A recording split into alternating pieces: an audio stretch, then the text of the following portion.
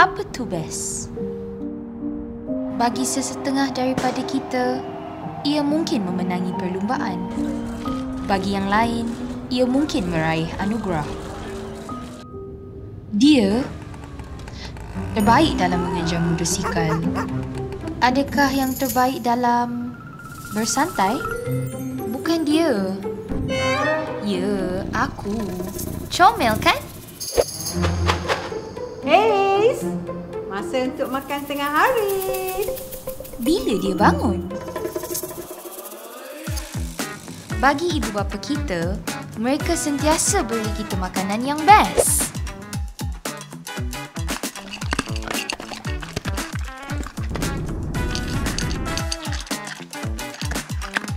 Lihatlah bulu aku yang bersinar.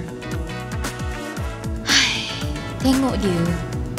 Yang paling penting, mereka pastikan kita kekal sihat dan kita pastikan mereka mempunyai teman yang best.